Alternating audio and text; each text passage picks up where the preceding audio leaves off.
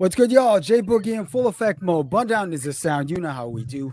This is, of course, the Lounge Presents, and we're live streaming on Twitch right now. And today in the Lounge Space, we have the pleasure of welcoming these two, Socrates and Gil Masuda. How? Hey.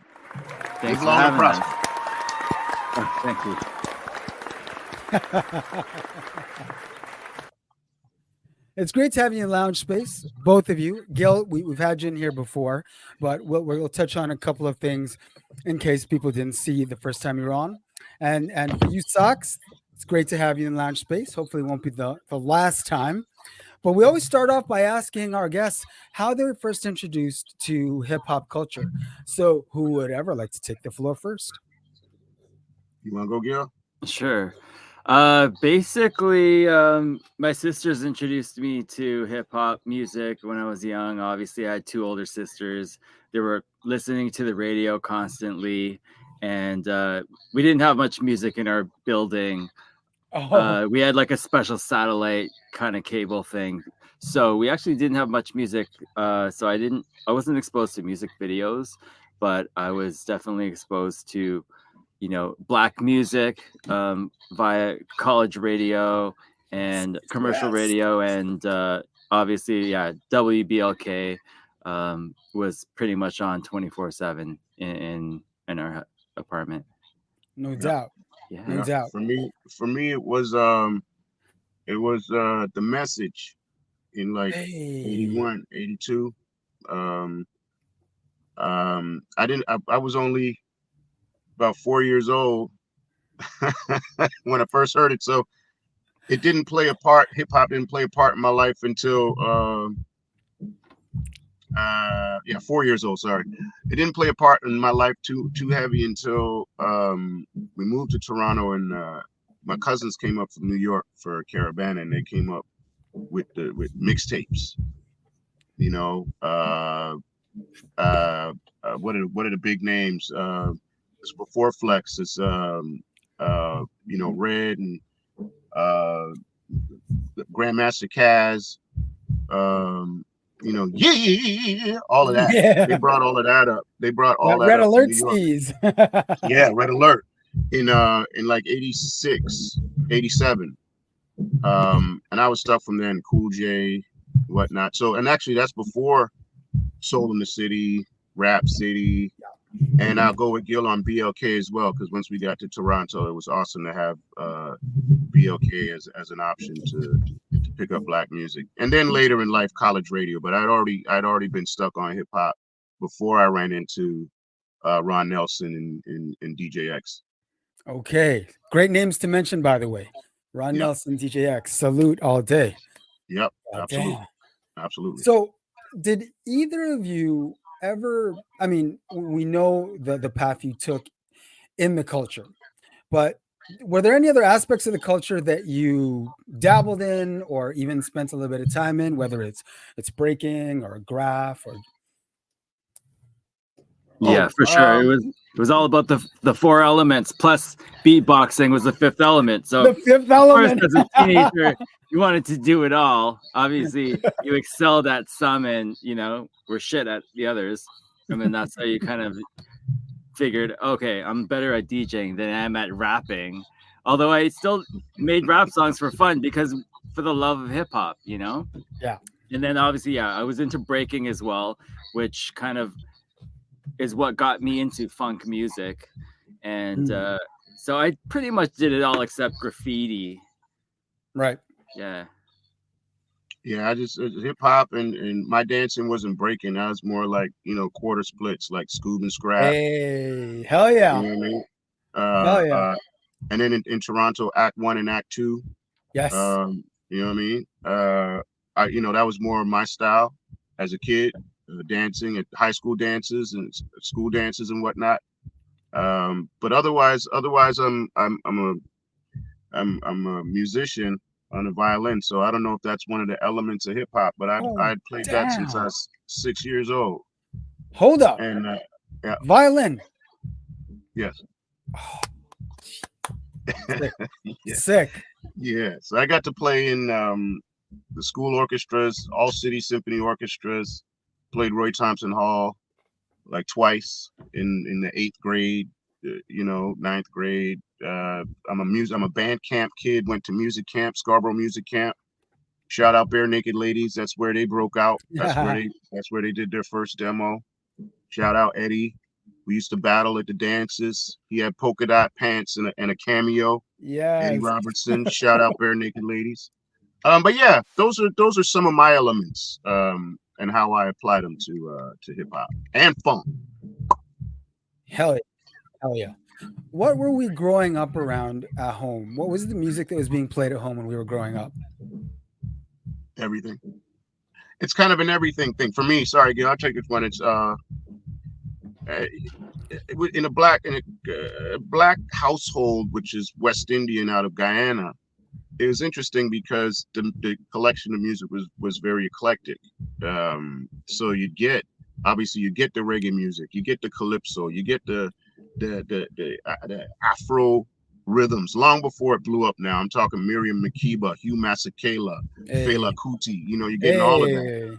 But then I'm also getting Bill Withers and Marvin Gaye, and I'm getting the Beatles, and I'm getting James Taylor, and all of this is playing in the house. Classical music on CBC radio on Sundays, and then a plethora of jazz, heavy jazz in my household. Okay. And it helped.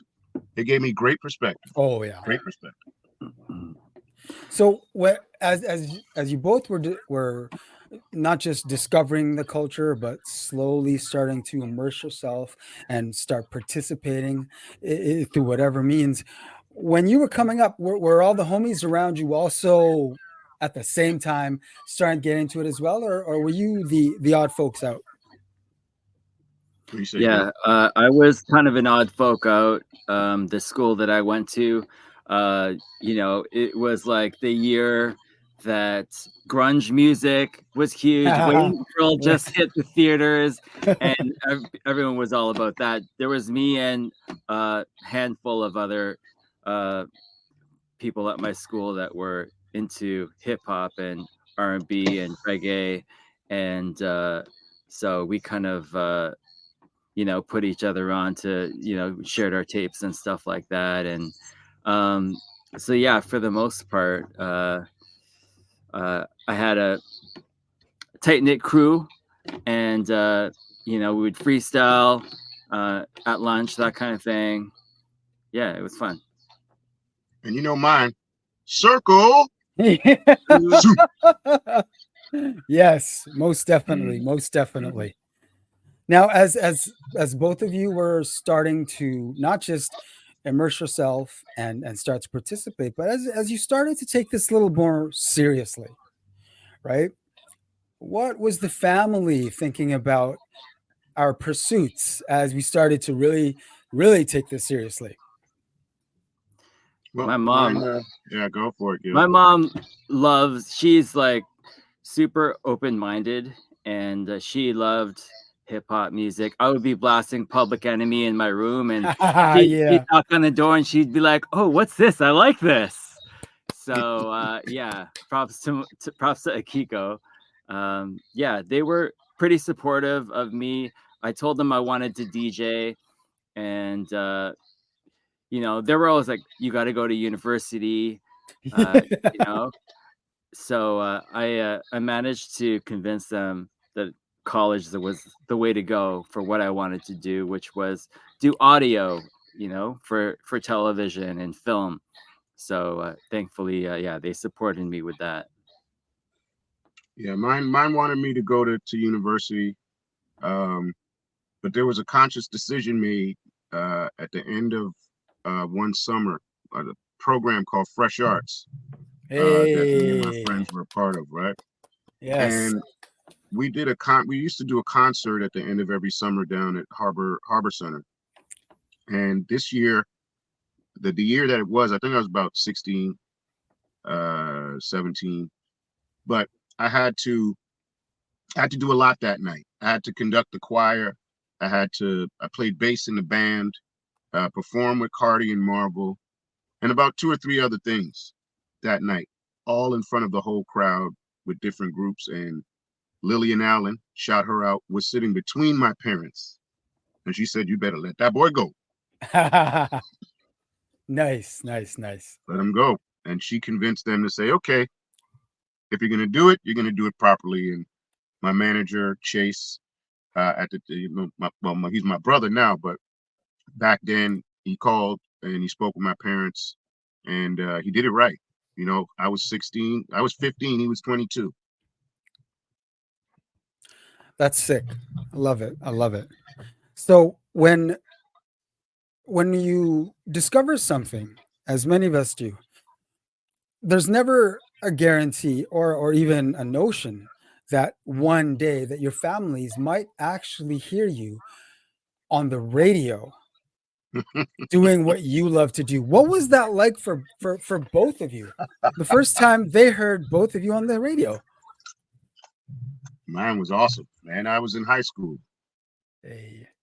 you know, and when your song plays, even at the time, it would be DJ X was playing my stuff on CKLN on a Saturday afternoon, and we'll just say the family's around the house and blast it, and you hear it for the first time, and my dad says, "Oh, Manny, that's you," you know, and it's like, "Yup," like, "Oh, okay." So it became real.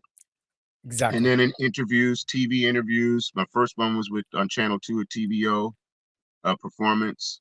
Then I got to Much Music by the time I was 16. So they turn it on Rap City, and the proof is in the pudding. Yeah. They see their son on cable television live. So yeah, that they were given many opportunities early in my career to feel that it was real,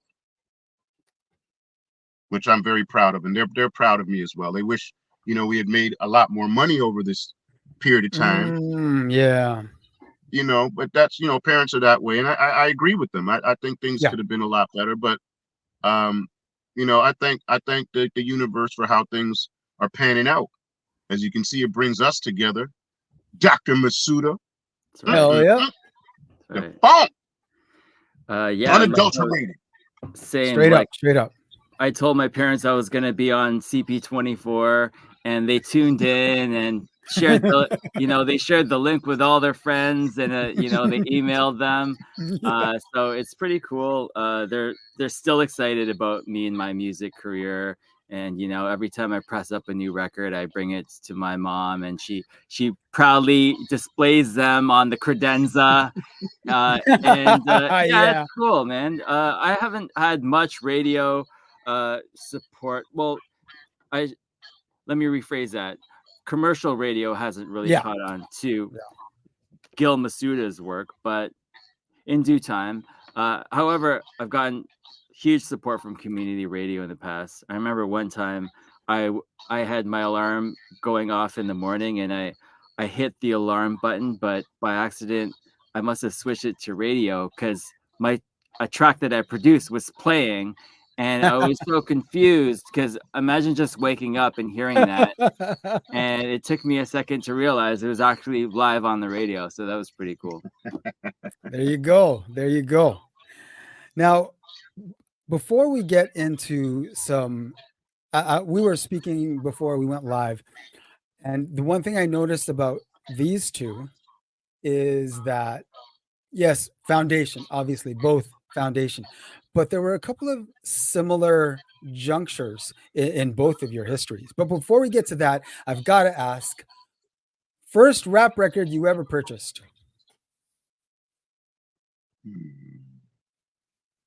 Or even if it was gifted to you, like first ever. Oh, yeah, it would have been for me.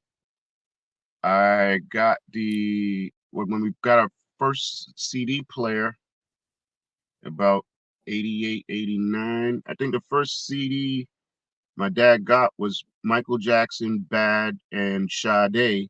But then the Okay. first hip hop CD I got into the house was LL Cool J album, Mama Said Knock You Out. Okay. Yeah. Good first And start. then Good first start. the next one was EPMD, Unfinished Business. Hey. Yeah, on cassette. I remember the first cassettes I bought was Public Enemy, Yo Bum Rush the Show, and he's the DJ, I'm the rapper, Fresh Prince, and DJ Jazzy Jeff. There you go. Yeah. There you go. Love it. So now looking back at the trajectory that you both have been on from time, back in 94, if I'm not mistaken, Circle Research did their first DJ gig, yes? Sorry, where? In 94, did Circle Research do their Probably. first DJ gig? You tell me. I can't keep track. Okay. Well, it turns out also in 94, Still Caught Up came up. That's same right. year. On That's Steppin' Bigger. Shout out to Eugene Tam. That's right. Yeah. Uncle And John Eugene. Bronski. Yes. Uncle Eugene, Uncle John Bronski, Yes. Chiggy Chase Lover, and my Yes. mother who had to come through and sign the contract for me. Oh, nice. Got the Because I was 15. Yeah, I was underage. So she had to witness it. There you go. Yeah. So fast forward a little bit. Brick House came out in what, 97 was it? Yeah, I believe so, like 96, 97, yeah. And did the Circle Research show did they not debut on CKLN in this 98, 1 year 98, later? yeah. Look at that. Oh, thanks, Gil. And we supported Saukrates from day one. We were playing. Yes, I heard Saukrates on your show. Thanks, man. I forgot to thank you for that. Honestly, obviously, everyone from the Circle was dropping records at the time. Yeah. The Marvel Words of record we used to rinse that every single week for probably 6 months. Yeah, it was a good time for hip hop in Toronto. Agreed. I thought I'd do a little digging and see if I could find myself a copy of a show, a Circle Research show. And lo and behold, on Mixcloud, find a show, December 2000, I think. And who's on this show? Urs. What? Big up. Shout out Corey D. Black Shout out Cat, Black Cat. Track. Shout out All day. Tracks. Shout out Tracks. Hell yes. Love those guys. Goddamn. Yep. So now we fast forward a little bit, fellas, to 2004. When this single, I even remember when this single came out, because I remember when I got it, 12-inch.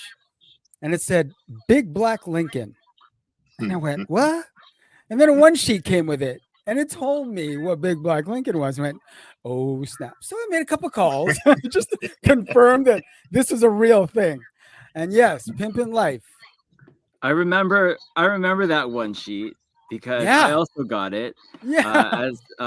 And if I am not mistaken, Click probably wrote it. Definitely Click. And Salute to Click all day. I remember the references to Parliament.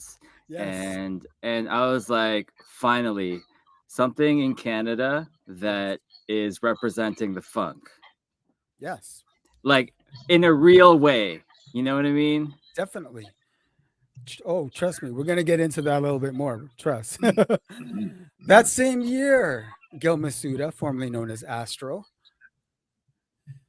Did you not drop Mulligan Stew? I guess we did. Yeah. So now we're going to take it to just a little bit of luck. Take it to 2017. Sox, you dropped season 2. Yes. 2 years later, Gil debuted Love Touch. So I'm seeing a pattern here. And I feel like the meeting of these two minds was supposed to happen. I agree. Because along the way, y'all were almost like in step with each other. Agreed. So when I found out, when Gil told me about Driftin, can I interject? Of course. I disagree. It was more so that we were just two artists that have been consistent since day one. True. Very Parallel. true. I think that is the common thread that you're seeing. Yeah, we were on a parallel trajectory. Yeah, definitely. You know, yeah, yeah. And then it just took Gil to pick up the phone and say, hey, what do you think of this? And then we crossed those paths, those trajectory paths, and ended up with this, which is awesome. Yo, you definitely crossed those paths for real. Okay.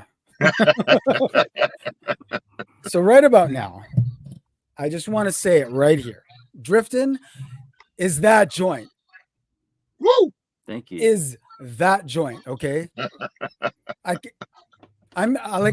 play this joint regularly, okay, because my b-boy background can't help it. That's what it's meant to do. It's meant Hell to yeah. get it.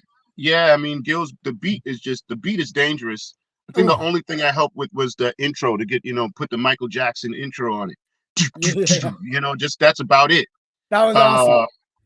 That's a perfect way to start it, right? And then Awesome. it was so reminiscent of dancing, Yeah. And one thing that's really important to me when it comes to the funk is it's multi-generational. Yep. So our parents can rock to it. Our parents can rock to it. Oh, We can rock to it. Our children rock to it. Our children's children rock to it. I'm getting a lot of comments back from my friends who are parents of younger children, especially like under 7, 8 years old. Mm-hmm. And these kids won't get out from in front of the TV, watching the video over and There you over go. and over and playing it in the car over and over. I'm like, man, that's probably one of the greatest compliments I've ever received as a musician, as a recording artist, to see children not knowing who I am, not the music being forced upon them, right? Just play it, and then if they ask to play, let it play again. We got something. We got something. Starting from the kids, but going all the way up. And I'm happy you said that b-boy thing, because we really just want people to dance and have fun. Oh, And yep. Y'all should start a dance challenge. Yeah, well, hey, and it opens up for another record and another record to keep people having fun, dancing, from a gangster funk angle. Yeah. Yeah, Definitely, it's fun. Definitely. One thing that I liked about it is because we never got a big Black Lincoln sophomore record. Sorry, I had to say that. I know. I feel like if this anybody was. knows, it's me. I feel like this for people who need more big Black Lincoln, this is like the natural progression. Yes, Very absolutely. much so. Absolutely. I mean, the first 2 songs, "Pimpin' Life" and "All of You," I wrote those. I wrote and produced those myself, alone. And when Chase and I were thinking about what we could do with these songs, that's how we came up with the concept for the group. And I called the guys, Trax, Agile, Shikari Knight, Rodala, right? Shout all of them out. I called them, and then we got to the rest of the album. So Driftin' for me is very much like that kind of beginning again, where it's like, okay, Gil already had the beat. All right, I'm gonna sing this, do this. Gil said, okay, we got to put a rap verse, and it feels the same. It's the same energy for me as a Pimpin' Life, or as an All of You, or any other up tempo records like Trax did one called Chocolate, on the BBL record. So this is a wonderful fit. And the coolest thing for me, I keep telling a lot of people this, just so that it's not just a Saukrates thing. This is Sox and Dr. Masuda. This is a real dynamic duo, and it's my opportunity at Gnarls Barkley. Hey. I'll be CeeLo, let Gil be Danger Mouse. There you go. I like that you put it that way. When you two first linked up to start working together, was the chemistry immediate? Say it again. Was the chemistry immediate when you first started working together? I'd say yes. Totally. Yeah, Gil. I mean, it was so easy. Yeah. What happened was, okay, I reached out to Sox's people. I explained, my background, how I was, big fan and supporter of Saukrates since the beginning of his career, and that I really wanted to do a record with him for my new label. not new, but for my label, Love Touch Records. Right. Because, I've been trying to make a point of work with Canadian artists and legacy Canadian artists such as Socrates, Ivana Santilli, Wado Brown, Shout out. and Yep. Oh Shout. yeah. it was only right that I do a track with, Socrates himself. Oh yeah. So he took a listen to my stuff. Well, what did you think of it, Socks? Yeah. So right off the bat, I listened to stuff what was already released. Yeah. And I realized that this guy, who I didn't realize I'd probably already met a few times, was legit. He had already released it, the Fat Beats deal with the 45 Mhm. 7-inch Yep. vinyl deal, the humility of that endeavor. I was totally with it. All of this stuff is just icing on the cake. The plan was just to do 500 pieces. We put the song out, Love Touch Records, and keep it moving. But I loved it so much I pushed towards a video, etc., etc. But I heard those things. I heard the music first. I'm like, great, send some beats. Send some beats. I said, okay, it's almost there. Can you send some more? And let's figure it out. He sent a couple more. The first one, boom. I was like, this the one. So it was pretty easy. Gil made it easy. It wasn't all kind of long talking or trying to convince me of how good he's going to be. It was already like kind of certified, in my opinion. The funk that he's coming with. So I was like, shoot, I'll just get in where I fit in. And Yeah. like 2 days later, he sent back the demo, which was essentially the final product, minus the rap verse. I had to convince him to do the rap. I'm like, it would be criminal not to do a rap verse on this track. What? Why did You're you singing convince God him? MC, and you're not doing a rap verse. So I managed to convince him to do one. And why did you need and that was it. convincing? Well, I need it because I like to change. I like to shock fair. people, Yeah, that's fair. and this isn't really change. It's just shocking people. It's like, ooh, you did it on I didn't have to rap on all of you, So I was going with that on this one, but Gil was like, nah, let's try it. Let's go for it. I said, okay, cool. I tried one verse. I don't think it wasn't quite in the concept. So I wrote another one kind of within that love song, Taking My Lady Dancing. And that one seemed to work.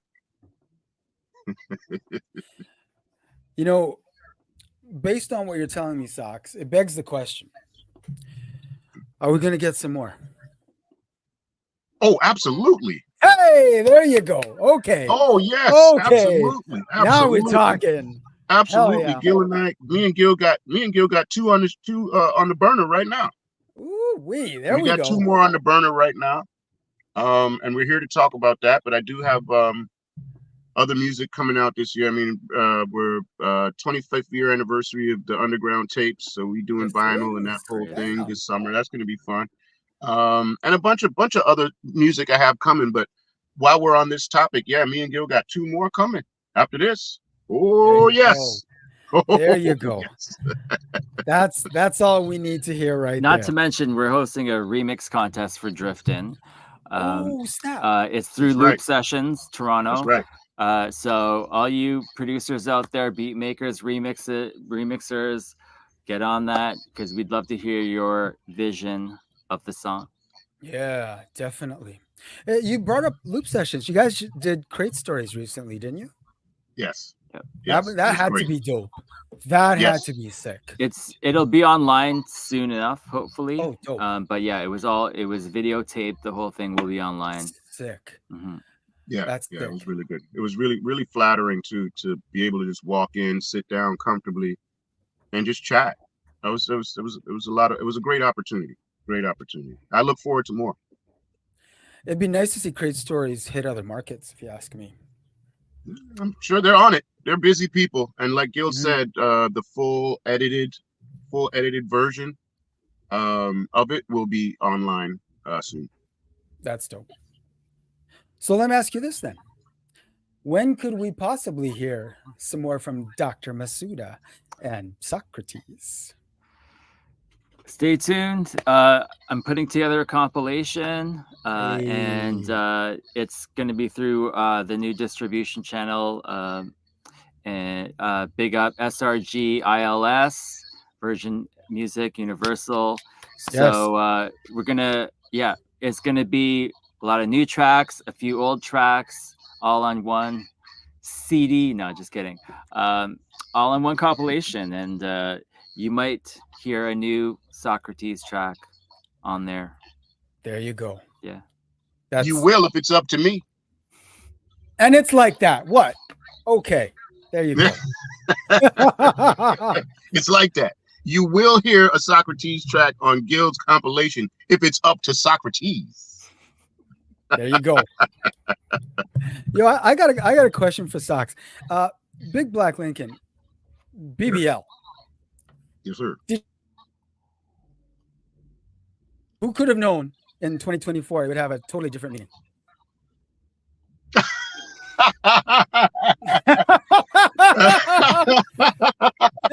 I mean, who knew? Who knew? Can we curse on this? You can definitely curse. I don't give a fuck. I don't give a fuck. How about that? Anybody who knows Big Black Lincoln, they know. It's like, come on now. Come on now. I had that belt buckle made in 03. That was a sick buckle, though. Damn. They can't take nothing from me. Here's another one they can't take from me. I think I said this one the other day. They say, Sox, we think about artificial intelligence and how it's messing with music. I said, Allen Iverson ain't got shit on me in the studio. Done. Okay, there you go. BBL. My wife said the other day, you might ever take your stuff down. I said, nope. No. If anything, you're getting more traction now. Exactly. There you go. There's worse things to be associated with. This is just more of that serendipitous shit right there, okay? I'll go with it. It's all good with me. Good question. Fellas, I know we only have half an hour with you, so I'm not going to take up more of your time so you can get about what you need to do. But I really want to thank Gil. You know it's an open door policy. And now with you, Sox, open door policy. Anytime you have anything popping, we want to help you get the word out. Let people know what's going on. Thank you so much. And thank you, Gil, for setting all this up, man. You're doing a great job on this record. Love Touch Records, the way you guys are putting it all together. I'm really happy to be involved with you guys when you get it all together. So shout out, the lounge, shout you out. This is awesome. And to be invited here, like I said, is a huge form of flattery. And I'll stay available. Say word. Again, the record Driftin' out. Cop it. Hit the Bandcamp, right? Grab yourself that Driftin' because that shit is fire. If you don't already know. Hit the Bandcamp. Ask your local record store to stock the record through Fat Beats. Listen to it on Spotify. Share it with your friends. Check out the music video on YouTube. Yep. Run up the streams. Straight up and down. Thank you. And it'd be good. It'd be awesome. It'd be awesome for everybody over here who's loving it to run it up over here, because one thing I noticed with records like this, if we fall asleep on it after 2 months, be like, okay, what's next? Oh, and that thing gonna come back around. The UK gonna tell you it's hot. America's gonna tell you it's hot. Australia, France is gonna tell you it's hot. All of a sudden, Canadians want to say, oh, that's ours. Let's call it ours now. Let's call it ours now. Just like that, Yes. All day. But I love all of this support. This is absolutely amazing. We're going to keep on grinding. Much more to come. There you go. Thanks again, fellas. Thank you. Appreciate the time. Peace. Cheers. This will go live Friday morning on Spotify and on YouTube. And until then, this is The Lounge Presents. Thanks, y'all. Bop.